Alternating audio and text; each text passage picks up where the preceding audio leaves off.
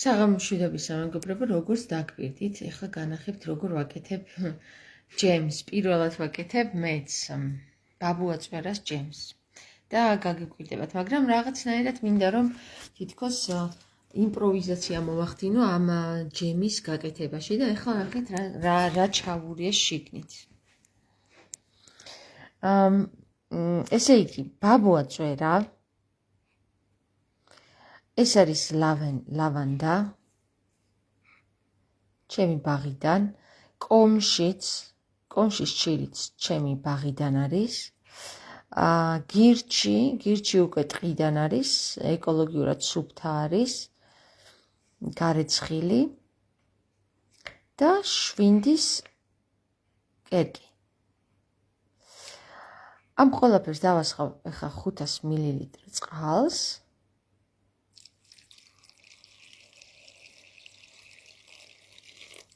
ეს გადავიტან შემდეგ ჯამში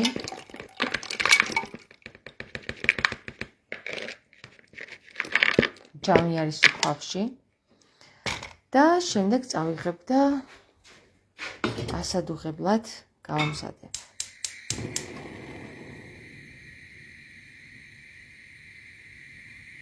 მოკლედ ეხლა ამას ვადუღებ მთელი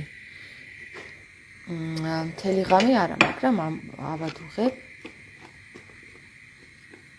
ეხლა გირჩს რატო ვაკეთებ? ნახეთ მეგობრებო, გირჩი არის ძალიან კარგი ფილტვებისთვის. ასევე თვითონ ბაბუაწვერას ყვავილიც არის კარგი ანტიბაქტერიულია და კარგი არის ფილტვებისთვის. შვინდი იცით რომ არის ასევე ძალიან კარგი გაციებისთვის, ასევე არის კარგი ანტიბაქტერიულიც არის თუ არ ვცდები და კომშიც კარგი არის ფილტვებისთვის. ნუ ყველაფერი არის ფილტვებისთვის საუკეთესო. ეხლა რაც შეეხება აი ამ ნახარს, ფიქრობ ძალიან ცოტა ხო არ არის და ძალიან ცოტა თუ არის პირდაპირ 1 ლიტრა წყალს დავასხავდი და 1 ლიტრა წყალზე მერე ნახეთ ჟელიაც უკავიყიდე. ეხლა იყიდება საქართველოშიც, რამდენი ხანია ვეძებდი და ვერ პოულობდი საქართველოში ამ ჟელიაც უკას რა. ქართულად არ ვიცი რა ქვია. ჟელატინი შაქარში ნაერთი, შაქარისა და ჟელატინის ნაერთია. აი ესეთია მეგობრებო, ეს ჟელიაც უკა. იყიდება ეხლა უკვე აგროჰაბშიც და აგროჰაბში ძალიან იშვიათია, მაგრამ მაინც ვყიდულობ ხოლმე რა. როცა პოულობ, ვყიდულობ. დღეს ძალიან დავიღალე, ბევრი საქმე ვაკეთე. ახლა გაჩვენებთ რამდენი ჯონჯოლი დავკრიფე, ეს ჯონჯოლის გასაკეთებელი მაქვს. ეს ჯონჯოლი ალბათ 1 ლიტრიაში ჩაეტევა, ხო? ესე უბრალოდ 3 ლიტრიაში ჩაეტევა და უნდა გავრეცხო და ჩავტენო. ხო და მოკლედ ესეთ ამბებში ვარ დღეს, ძალიან მაგარი დაღლილი ვარ, შეიძლება კიდევაც კონცენტრაციას ვერ ვახდენდე. ვერც ვლაპარაკობდი, მაგრამ როგორც დაგვირდით, მე თქვი რომ განახებთ როგორ ვაკეთებ ბაბუაწვერას ჯემს. ეხლა ამას ხომ ავადუღებ, ანუ ადუღდება, წამოდუღდება, 5 წუთი ვადუღებ. შემდეგ გავაცივებ და გადავწურავ თვითონ სიროპს, ნადუღს. ამ ნადუღს მთელი ღამე გავაჩერებ, ანუ გავაცივებ, გადაწურულს და შემდეგ უკვე ჟელიაც უკათი, აი ამას თავში ესენი აქვს დოზები, თავში აწერია კიდევაც რამდენი უნდა იყოს და ამას შევურებ, შემდეგ ამას ავადუღებ და ასე შემდეგ. ხვალ კიდე განახებთ. ოღონდ ხვალ სანამ გათენდება, მანამდე უკვე ამას დავწურავ, ეხლა რაც დავასხი, მე თუ არ ვცდები 1 ლიტრი უნდა დავასხა 1 წუთი ჩემს მეუღლეს უნდა ვკითხო იმანიცის ზუსტად რამდენი ლიტრი წყალი სჭირდება. Marinos darf ich 1 Liter Wasser nehmen für das ganze Gelee-Zucker-Packung? Ja. Ja, 1 Liter, ja? Ja. Okay, danke. ხო, 1 ლიტრი წყალი დავასხათ, იმიტომ რომ რაღაცა მეცოდავა ეს 500 ლიტრი წყალი. 500 ლიტრი არა არის. ნახევარი ლიტრი წყალი მეცოდავა. ხო, და ამიტომ ახლა კიდე დავასხავ, დავამატებ 500 მილilitrს. 500 მილილიტრი დავამატოთ. და მანამდე ალბათ ადუხდება, მანამდე რამეებს გეჭორავებით დღეს რა დღესები ვნახე YouTube-ზე უკვე YouTube-ზეც და იმაზეც TikTok-ზეც უკვე დაიწყეს საკმაოდ ბევრმა დაიწყო იმ საკითხების ლაპარაკი, რაზეც მე ვერიულობდი ამდენი ხანი და ხო, და ასე შემდეგ. აი, ჩავამატებ ახლა ამას. ამას ჩავამატებ ახლა.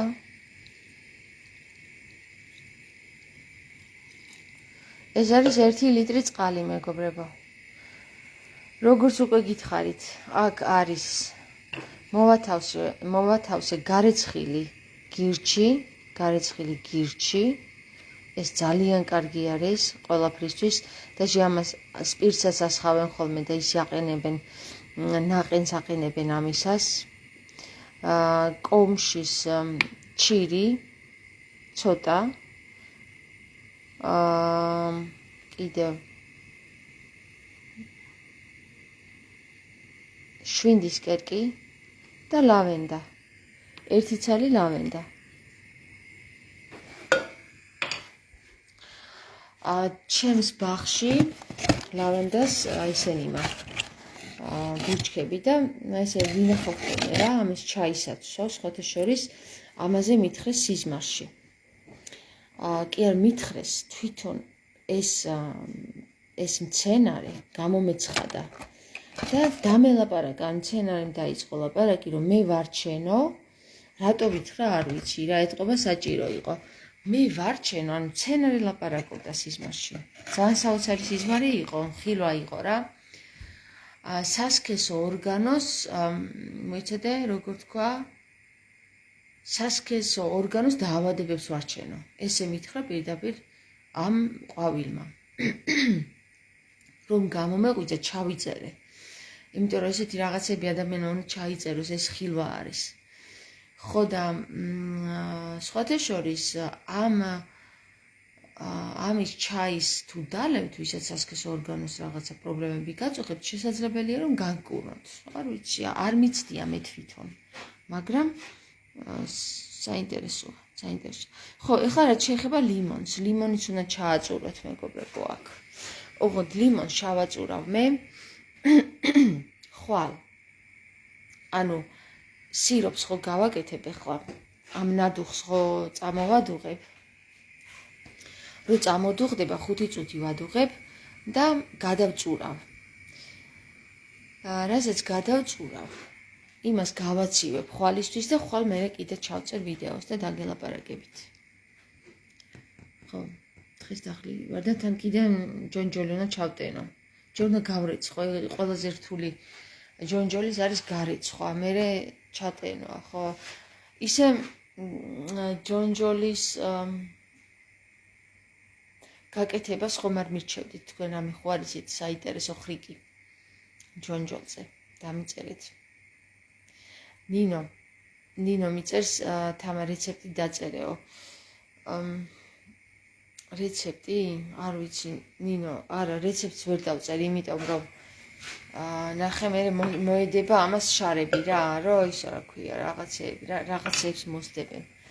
აი ხმა რასაც გიყვებით, თქვენ თვითონ ამოიწერეთ თუ გინდათ, ეს არის ჩვეულებრივი ვიდეო, რასაც გიზიარებთ, მე რას შევჭამ. პირადად მე და მე ეს ალბათ აქედან გამოვა 2 წელი პატარა ბანკარა და ეს როგორც ჯემი ისე შეიჭრება. სავარაუდოდ ძალიან გემრიელი იქნება, როგორც მე ვიცი. ხო და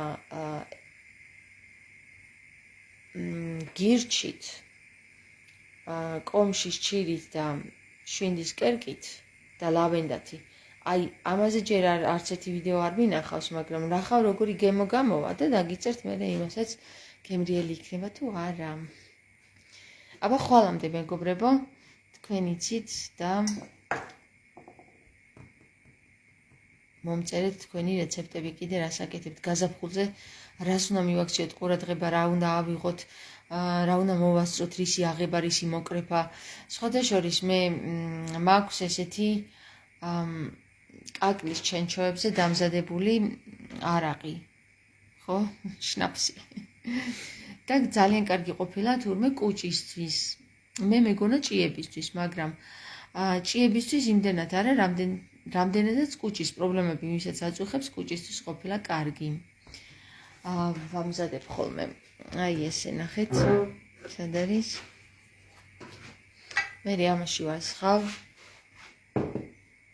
ეხლა შავი ლომის იმას ჩავასხი ბოთლში და აი ნახეთ.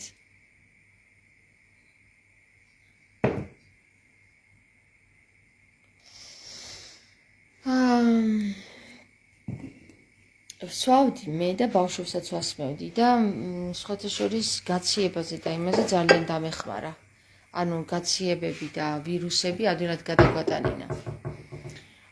კიდევ რა გავაკეთე? ხო, წამლებს რაც შეეხება მეგობრებო, ხო? მინდა გითხრათ, რომ ძალიან მაგარი წიგნი აქვს თამარ მეფეს თურქებს წაართვა და გადმოაქართულებინა.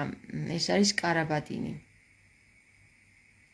და ამ წიგში იყო ყველაფერი აღწერილი, პრინციპში თუ არ შეცვალეს და თუ არ გააფუჭეს, ყველაფერი აღწერილი, როგორ უნდა განვკურნოთ რა დაავადებისთვის რა არის, რა და სხვათა შორის მაგ წიგნის ყიდვა მინდოდა და ვეღარ მოახერხე, ვერაფრით ვეღარ მოახერხე. ხო და კარგი ის არის, რომ მათხოვეს ერთხელ და გადავიკითხე რაღაცეები ძალიან მომეწონა. ხო და მინდოდა ყიდვა. ალბათ იყიდება, არ ვიცი, იყიდება თუ არ იყიდება, მაგრამ უნდა გავიკითხო. ხო და თუ კი ჩვენ დავიწყებთ ხალხური რეცეპტებით ჩვენი თავის განკურნებას, ძალიან კარგს ვიზავთ, იმიტომ რომ დღეს ვესაუბრე ერთ-ერთ ექიმს. და მოკლედ ერთი სიტყვით მინდა გითხრათ, რომ ეს არც თუ ისე უცნობი თემა არის ბავშვების ვისაც ყავს, ბავშვები ვისაც ყავს და ისედაც რა, პროფილაქტიკის მიზნით ყველამ უნდა გააკეთოს ჰელმინითებზე, ანუ ჭიებზე განკურნება, გაზაფხულზე და შემოდგომაზე განსაკუთრებით. და ეს წამლები რომ არ ვსვათ, ხო? მაგალითად იმ აფთიაქში ნაყიდი წამლები ძალიან კარგი იქნება, რომ ჩვენ თვითონვე ვიცოდეთ რა კურნავს საერთოდ ადამიანს, რა განსაკუთრებით რა გვანთავისუფლებს ჰელმინითებისაგან. და არც ერთმა თქვენგანმა არ დაიკვეხნოს ის, რომ მე თავისუფალი ვარ ჭიებისგანო რა, იმიტომ რომ გაზაფხულზე და შემოდგომაზე არ არსებობს, რომ ჭია არ გაგიჩნდეს ორგანიზმში. მაგრამ განსაკუთრებული არის ის, რომ ჩვენ სრულყოფნაში თუ მზადხვედრაში დავახვედროთ ჩვენი სხეული იმისათვის, რომ კი შეიძლება შემოვიდეს ჭია, მაგრამ იქ ვერ გადაიბუდოს, რადგან მას არ ექნება იმის შექმნილი კომფორტი, რომ იქ დაბუდდეს. ამიტომ ყველაზე მნიშვნელოვანი არის ხოლმე, ესე იგი ბავშვებთან, განსაკუთრებით ახლა 3 ბავშვი ყავს და იცით, რომ ბავშვები სუხელში პირში იდებენ ხელებს და მშვიდება დომნა.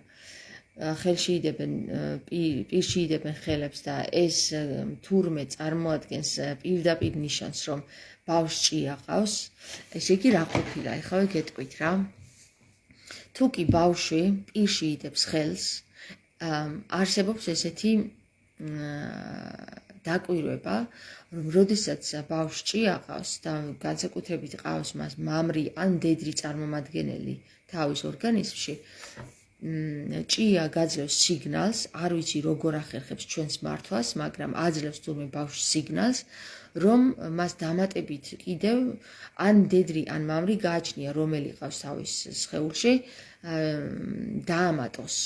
ამიტომ სულ პირში აქვს ხელი, არ ვიცი რა საკეთებს იმ პირში, ზოგი კბილს იმაშვება, ზოგი უბრალოდ პირში იდებს ხელს, რომ დამატებითი ჭია შეუვიდეს.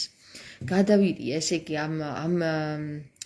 ამ დაკვირვებას ახლა მე კი ჩემიდან კი არ მოვიგონე, ეს ექიმმა მითხრა, რომელიც უკვე ძალიან დიდი ხანია ექიმია და ძალიან ახლო ექიმია და ძალიან კარგი რეკომენდაცია გამიწია ახლა ბავშვებთან დაკავშირებით, როგორ მოუარო ჰელმინითებზე რა.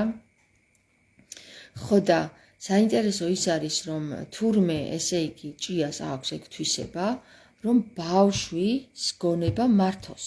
ბავშვი იქნება, შეიძლება ეს ჩვენ ახლა დიდები პირში აღარ ვიდებთ ხელებს, უბრალოდ შეიძლება სხვადასხვა რაღაცნაირად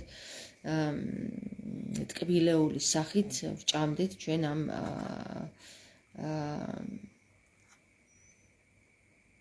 ჭიის სახეობებს, ხო? განსაკუთრებით ვისაც ტკბილზე აქვს მოთხოვნილება, იმას ესე იგი ჭია ყავს და ჭიის გაწმენდა ყველა უნდა გააკეთოს. სხვათა შორის ესეც მითხრა ქალბატონმა, რომ კომუნისტების დროს ხო, ყველა ზურიგებდნენ ჭიის წამალს. ანუ სეზონურად. ხდებით? და განსაკუთრებით ბავშვებთან საყურადღებოა. აი უკვე წამოდუხდა, ეს უკვე წამოდუხდა დუხს. ეხლა მე ჩავთავ 5 წუთზე.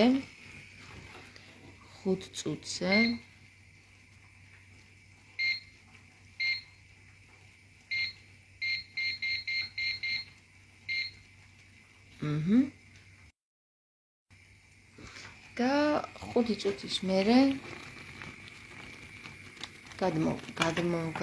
გადმოვასხავ. გადავწურავ. ესეთ ჩავთო. ხო და გავაკეთოთ რა, ჩვენ მოუაროთ ჩვენ თავებს, იცოდეთ. ნებისმიერი დაავადება თურმე გამოწვეული ყოფილა, ანუ ნებისმიერი არა, მაგრამ ძალიან ბევრი დაავადებას იწვევენ ჰელმინითები ორგანიზმში. ძალიან ბევრ დაავადებას. ამიტომ განსაკუთრებული ყურადღება მიაქციეთ ბავშვებს, რომ თავისუფალი იყვნენ ჭიებისგან. აი ხა მაგალითად გუშინ მყავდა კბილის ექიმთან ბავშვები მიყვანილი რა. რატომღაც შავი წერტილი შევამჩნიე და მე ვთქვი სანამ კარიესი გაიზრდება, მალევე მივხედოთ. ექიმმა მითხრა, რომ ეს არაფერი არ არის. ანუ ეს ერთი ძალიან პატარა კარიესი არაფერს არ უზავს მოსაცვლელ კბილებს, თუ კბილი არ აატკივა, მაგალითად ამას არ პლომბავენ ბავშვებთან. და ისიც დააყოვნა რა, რომ ბავშვები ესეთი კარგი მოვლილი კბილებით დიდი ხანია არ მინახიაო რა. და რატო ვამბობ ამას? ახლა კი არ ვტრაბახომ იმით, რომ რა მაგარია, ჩემი ბავშვები გახეხილი კბილები აქვთ და მოწესრიგებული კბილები აქვთ. მაგითი კი არა ვამაყობ მე მეგობრებო. მე მინდა გითხრათ, რომ ძალიან ცუდი გამოცდილება მაქვს მე ჩემი ბავშვობიდან, ანუ და კიდევ რო ვაკვირდები ბავშვებს, ხომ? ძალიან ბევრ ბავშვს დაზიანებული აქვს უკვე პატარა ასაკშივე კბილები. ასევე ჩემი გამოცდილებიდან მეც დაზიანებული მქონდა უკვე 9 წლის ასაკში ის კბილები, რომლებიც აღარ იცვლებოდნენ რა. და რატომ არ ვაქცევთ ახლა ყურადღებას? ნახე, მშობლებს გონიათ, რომ ეს დასაცვლელი კბილები მაინც დაიცვლება და ბავშვი გათავისუფლდება ამ შავი კბილებისგან და კარიესებისგან, მაგრამ კარიესი არის გადამდები, მეგობრებო. და ბავშვებთან განსაკუთრებით ყურადღება უნდა მიაქციოთ, თუ კი მას აქვს კარიესი კბილზე, ხო? არ გადასდოს იმ მე-6 კბილს, რომელიც ამოსდის რაღაცა მე-6 წლის ასაკში, 6-7 წლის ასაკში ამოდის მე-6 კბილი, რომელიც აღარ იცვლება და თუ კი მეხუთე კვილი დაზიანებული აქვს ბავშვს კარიესით, გადადის ასევე მეექვსე კბილზე.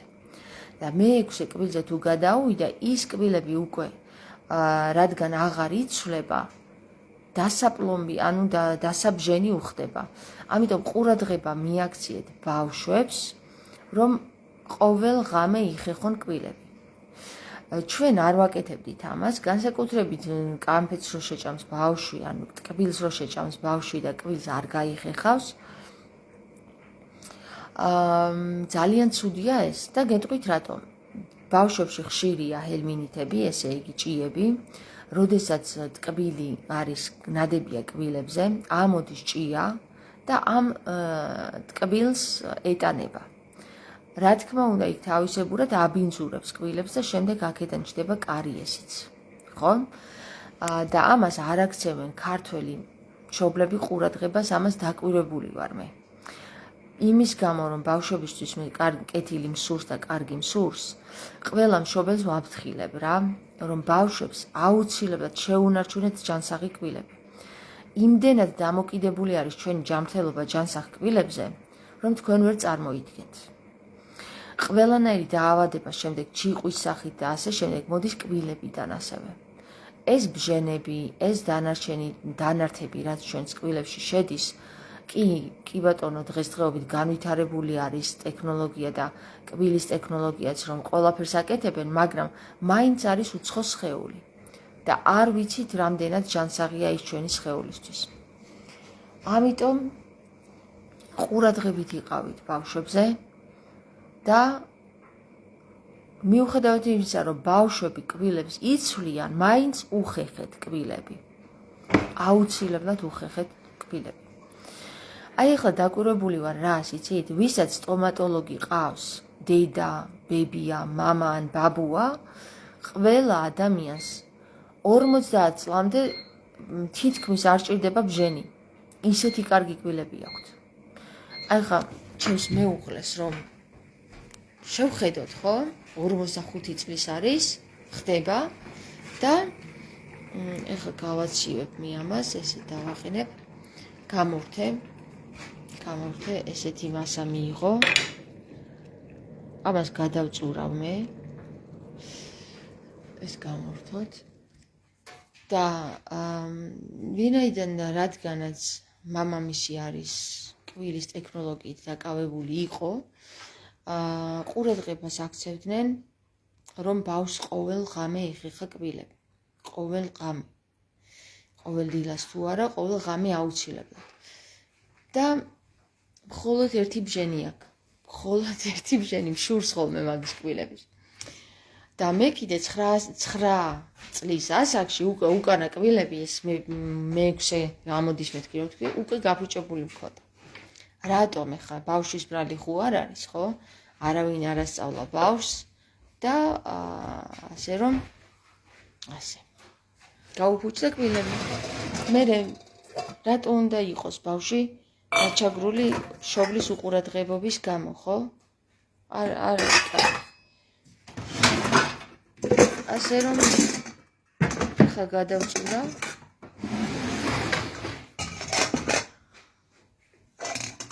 დაგანახოთ როგორ წურავ? დაგანახეთ როგორ წურავ. ეს კიდე გადავდოთ. აი ესეთი რაღაც ავიღე და ახლა შევასხავ.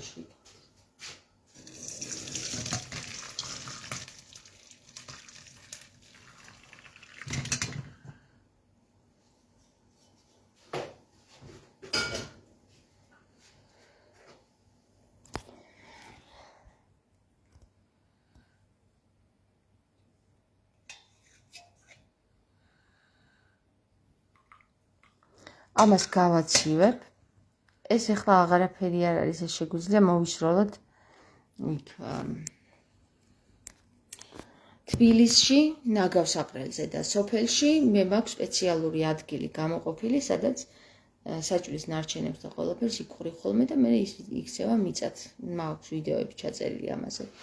საინტერესო რა არის, იცით? გირჩი ნახეთ როგორ გირჩი ხო გახსნილი იყო. ნახე ესე ყველა შეიკრა. კერკი ჩაყვაში.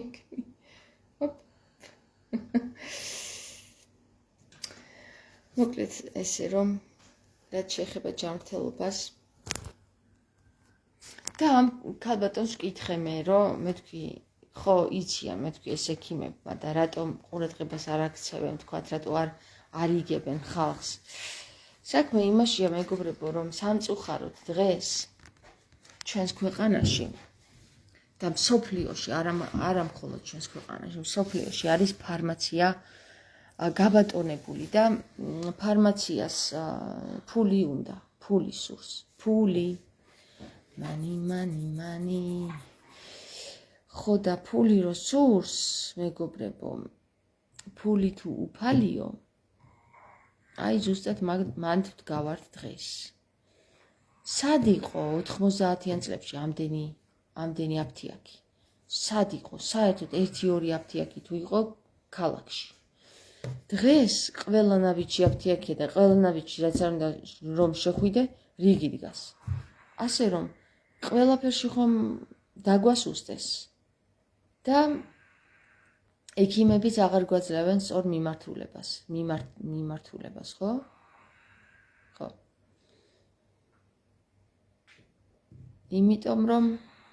იმიტომ რომ სამწუხაროდ დღეს ფული მართავს სამყაროს ყველაზე აი მე თუ მკითხავთ ხო ყველაზე პირველი რაც უნდა ისწავლებოდეს სკოლებში და უმთავრესი არის ჯანმრთელობაზე საკუთარ ჯანმრთელობაზე უნდა ისწავლებოდეს ყველაფერი აბსოლუტურად მაგრამ ვის სურს დღეს სკოლებს მასწავლებლებს პროგრამები აქვთ თუ იმ პროგრამებს არ მოერგნენ ვაი მაგათ დღეს მე ეხლა დაგემშვიდობებით ხვალ დილით რომ დავიწყებ ჯემის გაკეთებას ეხლა სირუფით უბრალოდ ნახარშით მერე გაჩვენებთ კიდე რას გავაკეთე ეხლა დაგემშვიდობებით